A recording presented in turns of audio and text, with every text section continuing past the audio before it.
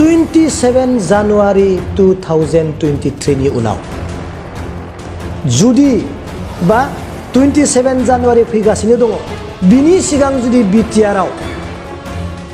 सनितपुर आरो बिश्वनाथआ जुदि हाबाब्ला जोंनि बर' लिडारफोरखौ जायफ्रा दिनै बिटिआरखौ हाबगोन बुंगासिनो दङ जुदि हाबाब्ला साफ्रोमबो लिडारखौ बिखायाव गुलि गावनो थाखाय सनितपुर आरो बिश्वनाथनि रायजोफोरा नेनानै दङ। आं सिलाइनि गुलिखौ बुङाखै, आं सिलाइनि गुलिखौ बुङाखै। जा गुलिखौ बिथांमोना बिखायाव गावगोन बुंजाग्रा लिडारफ्रा अरायसम बिथांमोननि बुंनायखौ गोसोआव लाखिनांगोन। दुखुआ सानजा सिमाया माब्ला बारायगोन? रन्जन दैमारिजों लोगोसे बेसेबां केडारफोर दङ एनडिएफबि एक्स एनडिएफबि बिथांमोना माब्ला गगोन? दिनै बिटिआरनि एकर्डनि फैसा जिथु फान्डिं जिथु 1500 कोटि फैनो गोनां दिनै हराखै, हरियासो बिजेपि। जोंहा सानजा सिमा बारायनायनि खोथा दङ, बारिगोन होनबाय थादों नाथाय बारियाखै। बारिनि सिमा बारिनि गोहोआव सोर दङ? बिजेपियानो दङ। अब्ला दिनै फैसा हरियाबो जुदि बिजेपियानोबा बिथांखौनो दिनै लाना फैनानै बिथांमोनखौनो लाना फैनानै जों दिनै आर'नाइ गान होफैयो बिटिसिनि दैदेनगिरिफोरा। नोंथांमोनखौ हामबाय होनदों, नोंथांमोना बेसिम फैनाय। दिनैनि बे चेनेलनि गेजेरजों आङो रायजो राजानि सिगाङाव मोननैसो गोनां खोथाखौ आं फोरमायनो सानदों नैबे लेखाखौ लानानै। दिनै गोजाम बोसोर जोबनायनि जोबथा साननैनि सिगां दिनैनि साना जोंहा बोसोर गोदाना जोबलांसै। दा बेनिखाय आङो रायजो राजानि सिगाङाव आङो मोनसे गोनां खोथा आङो फोरमायनो सानदों। आरो जायफ्रा दिनै सरकाराव दङ, जायफ्रा दिनै खुंथाइ गोहोआव दङ, एमसिएलए, इएम, चिफ आरो एमएलए, डेपुटि जोंनि स्पिकार स्टेटनि बिथांमोननिसिम आङो गोनां खोथा आङो फोरमायहरनो नागिरदों। बेनो जाहैबाय जोंहा नैबे लेखायानो नोंथांमोननि सिगाङाव आं होगोन जे भेरगाव जा उदालगुरि पलिटेकनिक होननानै बुंदों, भेरगाव पलिटेकनिक आरो बेयावहाय उदालगुरि पलिटेकनिक होनना बुङो नाथाय बेयाव जोंहा पलिटेकनिकआ उदालगुरि हिसाबै भेरगावआव दङ। बेवहाय जोंहा थार्ड ग्रेडआव 3 आरो फर्थ ग्रेडआव 4 दङ, 11 जन दङ। गासैजों 14टा पस्ट भेरगाव पलिटेकनिकआव दङ।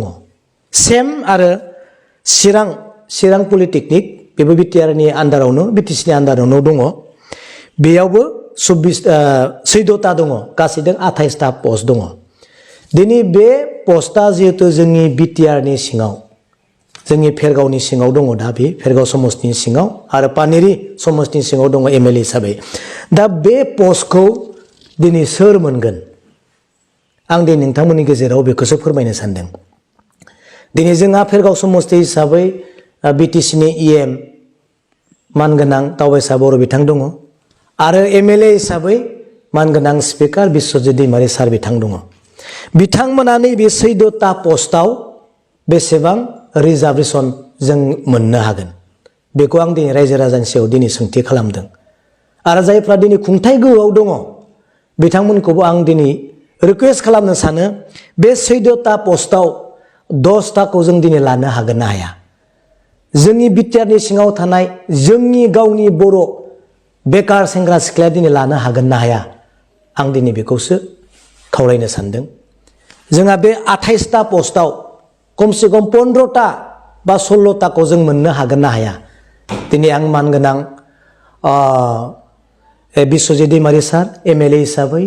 आरो मानगोनां चिफ जोंनि बिटिआरनि चिफ बिथांखौ बुंदों आरो जोंनि लकेलनिनो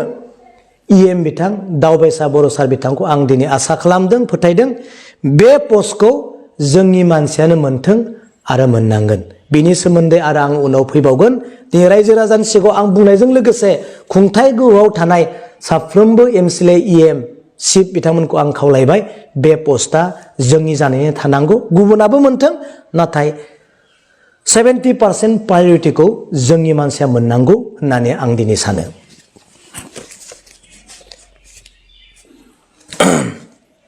दा बिटिआर एकर्डनि दफाफोरा जाफुंनाय आरो जाफुङैखौ लानानै नंगौ थारैनो रायजो राजाया नेनानै दङ आरो माब्ला जाफुंगोन बेखौनो लानानै रायजो राजाया गोबां दिनै सिन्था जानानै दङ। नाम्बार 1आव जानानै दङ जोंहा सानजा सिमाया माब्ला बारायगोन। नाम्बार 2आव निस्सय रायजो राजा बेखौनो सावरायो रन्जन दैमारिजों लोगोसे बेसेबां केडारफोर दङ एनडिएफबि एक्स एनडिएफबि बिथांमोना माब्ला गगोन। हयथ' नाम्बार 3आव दङ जोंनि बिटिआरनि पेकेज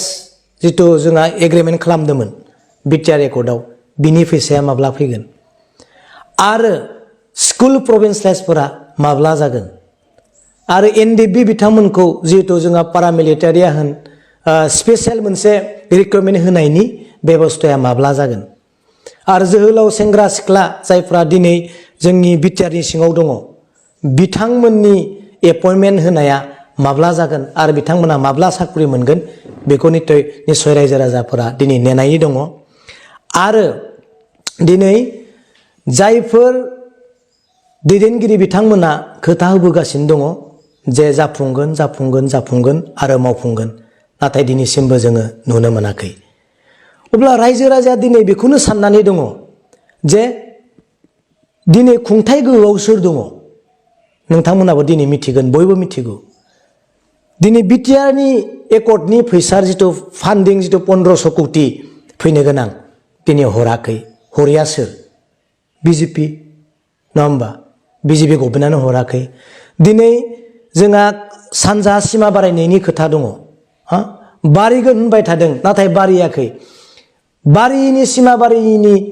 गोहोआव सोर दङ बिजेपिआनो दङ। दिनै स्कुल प्रभिन्सियेलाइजआ दासिमबो जायाखै दिनै जाहैया सोर दङ बिजेपिआनो गोहोआव दङ बिथांमोनानो जाहोआखै। दिनै जायफ्रा दिनै सरकारि टिचारफ्रा मास्टरफ्रा दिनै सरकारि जायाखै भेन्सार स्कुलफोराव दिनै 15 बोसोर 20 बोसोर दिनै जालांबाय बिथांमोना दासिमबो दिनै सरकारि जायाखै। मानो जायाखै दिनै बिजेपिआनो खालामाखै। दिनै रन्जन दैमारिया सोरनि समाव गनांगौ बिजेपिनि समावनो गनांगौ नाथाय बिनि जेबो दिनै फिथाइ गैया गाज्रिसिनसो जाबाय। दा बेखौ सोर खालामदों बिजेपिआ खालामाखै होनबा आरो दिनै बिजेपिजों सोर लोगो प्रमद बर' बिथांनि गभर्नमेन्टनि लोगो प्रमद बर' बिथाङानो लोगो। दिनै बिनिखायनो आं बेखौ बुंनो सानो नोंथांमोननि सोंनायाव दिनै जेसेबांखि दिनै बिटिआरआव दफाफोरा जुदि जाफुङाखै जाफुङैनि आन्दोआव सोर दङ बिजेपिआनोथ' दिनै मावाखै। अब्ला दिनै फैसा हरियाबो जुदि बिजेपिआनोबा बिथांखौनो दिनै लाना फैनानै बिथांमोनखौनो लाना फैनानै जों दिनै आर'नाइ गानहोफायो बिटिसिनि दैदेनगिरिफोरा। दिनै स्कुलफोरखौ प्रभिन्सियेलाइज खामिया दिनै बिजेपिआनोबा बिथांमोनखौनो आर'नाइ गानहोफैयो जोंनि बिटिआरनि दैदेनगिरिफोरा नङा होमबा। दिनै सिमाबारिया बिजेपिआनोब्ला बिथांमोनखौनो दिनै लाबोनानै खुलुमफैयो फिथा हास'फैयो जोंनि दैदेनगिरिफ्रा। अब्ला नाय स्कुलखौ दिनै प्रभिन्सियेलाइज खालामाबा बेफोरखौ दिनै दाननो नागिरबाय एबलाइज खालामनो नागिरदों बेसेबां हाजार जोंनि बर' स्कुलफोरा दिनै हाबनानै थागोन दानजागोन बिनि फिथाइखौ जों उनाव नुगोन आरो बिनि तथ्यखौ नोंथांमोननो होगोन। जुदि स्कुलफोरा दानजामारोब्ला स्कुलफोरा जुदि प्रभिन्सियेलाइज जायाबा जोंनि इयुन सेंग्रा सिख्ला बेकार जोंनि स्कुलफ्रा थैलांगोन आरो बिथांमोना बबेयाव एपइन्टमेन्ट मोनगोन। अब्ला बेफोरखौ दाननाया सोर बिजेपि नङा होमबा। अब्ला बिजेपिनि लोगोआ सोर प्रमद बर'नि गभर्नमेन्टआनो बिजेपिनि लोगो। अब्ला बेसेबां क्रिटिकेल दिनै नोंनि फादारा बिजेपिनि नेता नाथाय नोंनि स्कुलखौनो दाननानै होबाय अब्लाबो दिनै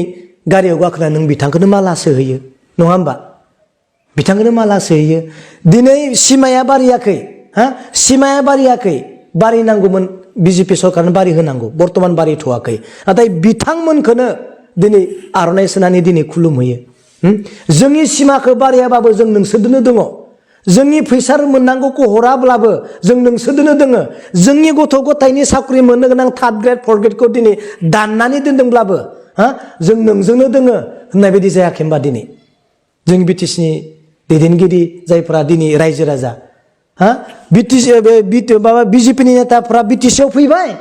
फैनानै हाजार हाजार मानसि नुलांबाय सानबाय जे जों बिथांमोनखौ दिनै थाखा फैसाजों डेमरलाइज खालामबाबो बिथांमोनखौ जोङो नासयब्लाबो बिथांमोना जोंजों दङ माथो थार्ड ग्रेड फर्थ ग्रेडनि साखरिखौ जों होनो स्कपखौ होआखैब्लाबो बिथांमोनानो जोंजों दङ माथो स्कुलफोरखौ प्रभिन्साइज खालामाखैब्लाबो बिथांमोना जोंजोंनो दङ माथो नङा होमबा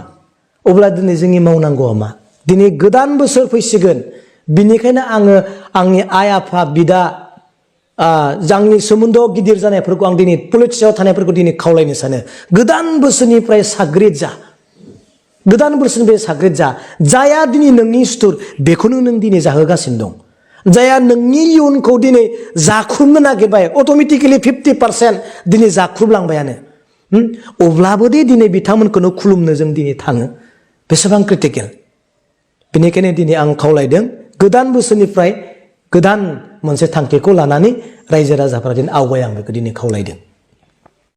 बेथ' बयजोंबो सावरायजानाय मोनसे टपिक बुंनायाव गोबां गिदिर गिदिर मानगोनां प्रमद बर'आ बै समाव आं बिटिसिनि जेब्ला चिफ जागोन अब्ला खामानि मावगोन होनना बिथाङा दङमोन गैया नङा मावनायनि मोनसे स्पिरिटआ बेहा दङ बे मावनोनो फैदों नाथाय बै समाव जा बुङोमोन गिदिर गिदिर खोथा दाबो बुंगासिनो दङ नाम्बार वान आं बुंनो नागिरदों जिथु मानगोनां प्रमद बर' बिथाङा दिनै सासे नेता दैदेनगिरि हिसाबै मेन खुन्था हिसाबै दासिमबो रायजोखौ आकर्षण खालामनाय खोथाजोंनो दिनै बुंगासिनो दङ जेसेबां गिदिर गिदिर खोथा बुंब्लाबो जोंनि बर'नि लिडाराव हाग्रामा महिलारियानो जा बिश्वजितआनो जा बा जोंहा रोंगोरायानो जा इउजि ब्रह्म सारानो जा प्रमद बर' सारानो जा दिपेन बर' सारानो जा रावनिबो गिदिर गिदिर खोथाया रावनिबो फर्मुलाया दिनै खामानि होआखै होदोंबा होआखै दिनै मानगोनां प्रमद बर'आ बुंगासिनो दङ गिदिर गिदिर खोथा बिटिआरनि फैसाखौ लाबोनो हादोंबा हायाखै स्कुलफोरखौ प्रभिन्साइज खालामनो गोनांमोन गिदिर गिदिर खोथा दासिमबो बुंगासिनो दं बै समाव फरेस्ट आफादाव जा बुंदोंमोन दाबो बेखौनो बुंगासिनो दं खुगाया एखे दङ नों स्कुलखौ प्रभिन्साइज खालामनो हादों होनबा थार्ड ग्रेड फर्थ ग्रेडनि माबाखौहाय साख्रिखौ होनो हादों होनबा होनो हायाखै दिनै सासेबो साख्रि होनो हायाखै स्टेटआ जा रानना हरदों नैबेखौ नों एपइन्टमेन्टखौ रानना हो होननानै बुङो दिनै बेखौनो राननानै होयो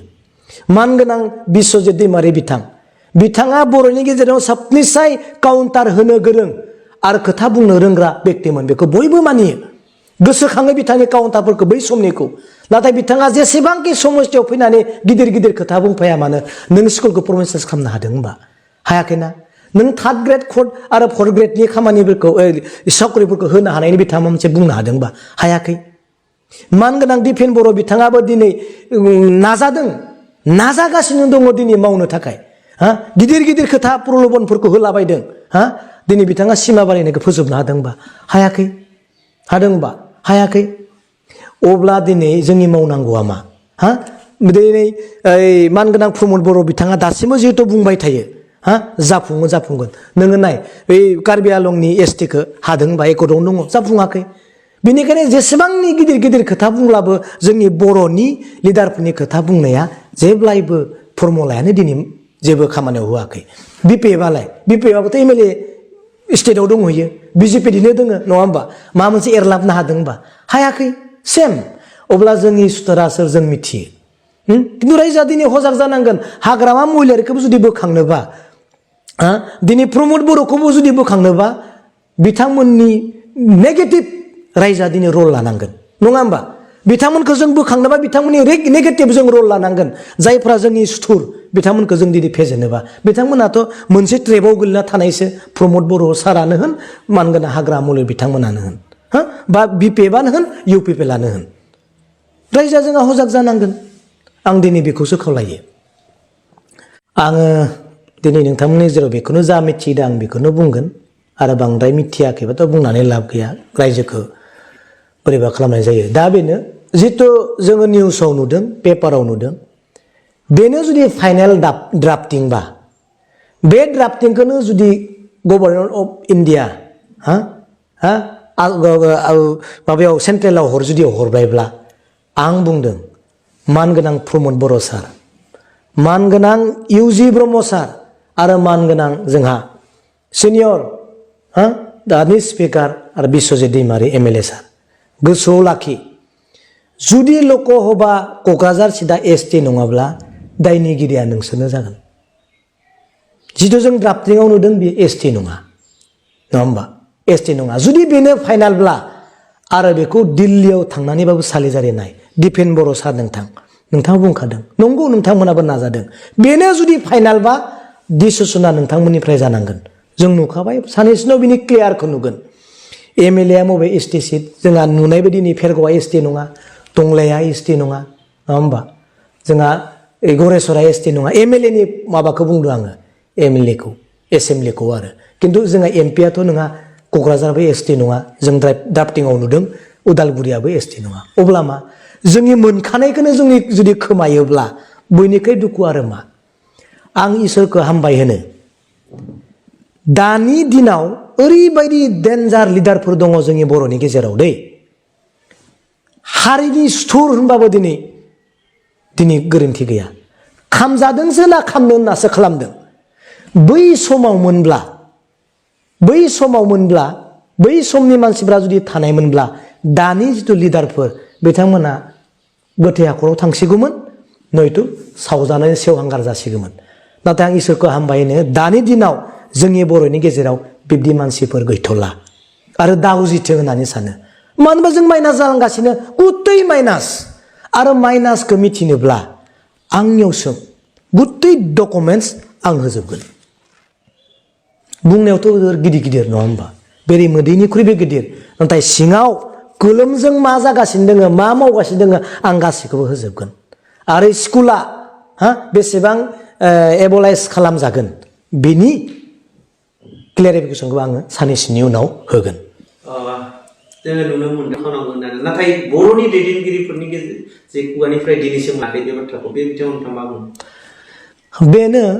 आं दिनै बुंखाबाय बेफोरबायदि खामानिखौ जुदि बिथांमोना बुङालाखिनो नङा होमबा बुङालासिनो जुदि सिरि मावखुमादोंब्ला नों गियानि नङा होमबा नरे जुदि बुङाखैब्ला सिरिल' थानायजों लोगोसे नों जुदि खामानिखौनो जुदि मावाखैब्ला बिथांमोनाथ' बुंखाबायानो नङा होमबा जोंनिफ्राय मानो बुंनो हाया दे जों मानिबाय जे नोंथांमोना सिरि मावगासिनो दङ मानगोनां मिहिनीश्वर सार बिथाङा मेथाइनि गेजेरजोंबो फोरमायगासिनो दङ रायजोआ दिनै मा जानो थांगासिनो दङ मोनफ्रोमबो मेथाइखौ खोनासं मिहिनीश्वर सार बिथांनि मेथाइखौ बिथाङा बुंगासिनो दं जोंनि हारिया अलखदाव थांगासिनो दङ बिथांमोना थाइसे दिनै कुनु फान्ड गैया कुनु डेभेलप गैया कुनु इन्सट्राक्सन बिथांमोननियाव गैया मा जाना दं बिथांमोना बुंगासिनो दङ नाथाय जोंनिया बाहादुरि जों थिगानो दङ नाथाय थलं थफं गोदोहां बा मारै होनबा आंनियाव सों आं गुतै डकुमेन्टस आं बयनोबो होगोन आङो नोंथांमोननि गेजेराव बुंदों जेब्ला हिमन्त बिश्व शर्मा सारा जोंनि मबा आफादफोराव जोंनि मबा मोनसे प्रग्रामफोराव जुदि गिदिर प्रग्रामफोराव जुदि फैयोब्ला आङो थांनानै माइक्राफन हमनानै बिथांनियाव सोंगोन बेफोरबायदिया मानो जानो मोनखो आं नेनानैसो दङ फैथों एबाराव आं बुंदों आं एसामिस निउसाव बुंखागोन बिथांजों आं अन केमेरा आङो रायलायगोन नोंथांमोना कभार खालामनांगौ आं सोंगोन मोनबा कुइसनखौ आं दा बुंथ'वा दिनै मिहिनी सारनि खोथाखौ नोंथाङा बुंबाय जितु बिथाङा कनफार्म बिथाङा मिथिगौ मा जागासिनो दङ लकसभानि सिटआ मा जागासिनो दङ एमएलए नि सिटआ मा जागासिनो दङ गावसोरनि बिकेडब्लिउ सा मा जागासिनो दङ सम्पूर्ण बिथाङा मिथिगौ आरो सोरबाया जुदि मिथिनो गोनां दङबा बिथांनियावनो सोंनानै लाथों बास बिटिसिआव दासिम प्रमद बर' सार बिथांनि सरकाराव मिसाखौ बुंनानै लाब गैया नोंथांमोना जुदि आरटिआइ होनानै तथ्य नागिरबा नोंथांमोना मोनगोन जाफोर एपइन्टमेन्ट होदों बेयो स्टेटजों खुंजानाय मोनसे जब जायखौ स्टेटआ बिटिआरनिखौ मानगोनां प्रमद बर' बिथांनो राननो थाखाय होयो नों दाखालिबो टिचारफोरनि एपइन्टमेन्ट होबाय बेथ' स्टेटनिसो नङा होमबा राननो होयो बिथांनो बिटिआरनिखौ नोङो जोंहा हाइकर्ट खालामना लाना फैबाय बै अबिसि ना मबा मोनसे मास्टरनि माबा होआखैमोन ना बिथांमोना हाइकर्टआव देरहानानै बिथांमोना एपइन्टमेन्ट रानजाबाय प्रमद बर' बिथांनि दारै अब्ला आं एग्जाम्पल मोनसे होनि मानो हायाखै मानगोनां जोंहा दुखु दामोन सार बिथाङा मानगोनां जोंनिनो समस्ति दावबायसा सर बर' बिथां मार्च दानावनो बिथाङा नैबे 2020 नि मार्च दानावनो थार्ड ग्रेडनि मोनसे इन्टारभिउ खालामदों स्पर्ट्स डिपार्टमेन्टआव दासिमबो एपइन्टमेन्ट राननो हायाखै मानो नोंथांमोना सों बिथांनियाव एपइन्टमेन्ट रानो March April May June July August September October November December 9 मास जाबाय एपइन्टमेन्ट राननोथ' 9 मास नाङा बेथ' सानसे साननैनि खोथा जोंनिजों बिटिआर जों खुंजानायमोन बिथांनि पस्टआ बिथांनि साकरिया नाथाय दिनै राननायनि कुनु स्कपखौनो मोनाखै जिफोर रानदों बियो स्टेटनि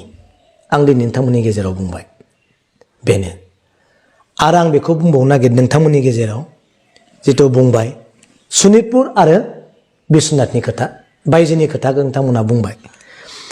दिनै बिथांमोना माब्ला हाबगोन बिटिआरआव बेखौनो दासिमबो नेनानै दङ दिपेन बर' सार बिथांनि खोथाखौनो नेनानै दङ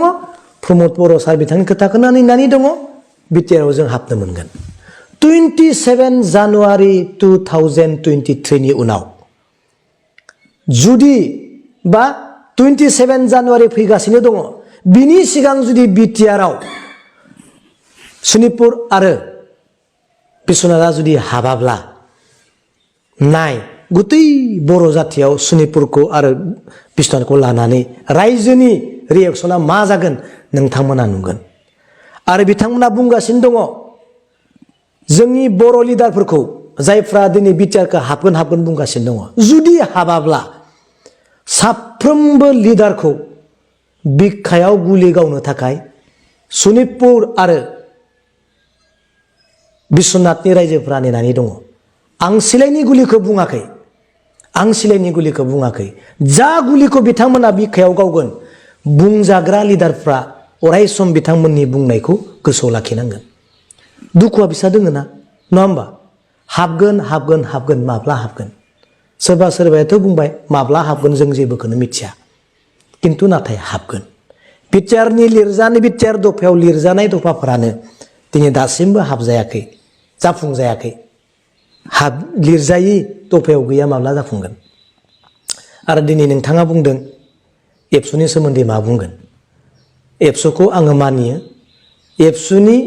बायदि गोरों रावबो गैया होननायखौबो आं मानिबाय बिदि सात्र हंगथ नङा होमबा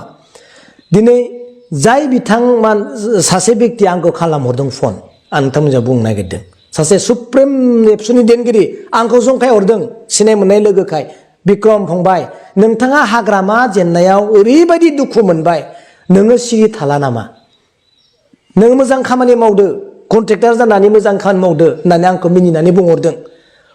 अब्ला आङो बेखौबो एदावनायजों गोबां खोथाखौ बुंबाय आरो लास्टआव जेब्ला सिरियास जाबाय बिथाङा मोनसे खोथा बुङो बिक्रम भाई हाग्रामाखौ पावारनिफ्राय बोख्लायनो हानायाव जोंहा देरहानाय जों मोनदोंमोन नाथाय जेब्ला हाग्रामाखौ जोङो फेजेनबाय पावारनिफ्राय फेजेननायावनो जे जोंनि जाथियाबो जे नैबे अबस्थायाव फैगोन जों माब्लाबाबो सानाखैमोन नों रेकर्डल' दा खालामनानै एबसुनि दिनगिरि आंखौ बुंदों मिथिबाय अब्ला नाय हाग्रामाखौ फेजेननायावनो जाथियाबो जे जेनलांगोन बेखौ जों मालाबाबो सानाखैमोन बेनिखायनो फैबाय थानाय समाव जों ज' खामानि मावलांनांगोन होननानै बिथाङा आंखौ दिनै बुंदों आं मानदों बिदिखायनो दङ एबसुआवबो जाथोखौ साननाय दङ इउपिपिनि दैदेनगिरिफोरनियावबो साननाय दङ नाथाय हायाखै मानो नैबेसो सेयारासो नों जुदि गारनानै फैयोबा मा जागोन बेखौनो लानानै आं दिनै नोंथांमोननि गेजेराव बुंबाय माबाफोर जुदि गोरोन्थि जाबायब्ला जोबथा दिनै गोजाम बोसोरनि फैबाय थानाय गोदान बोसोराव जोङो गोदान खामानि गोदान मिजिं गोदान थांखि लानानै खामानि मावनो हाथों होननानै आं दिनै बयखौबो इसोरनियाव गाबहरबाय गोजोन्थों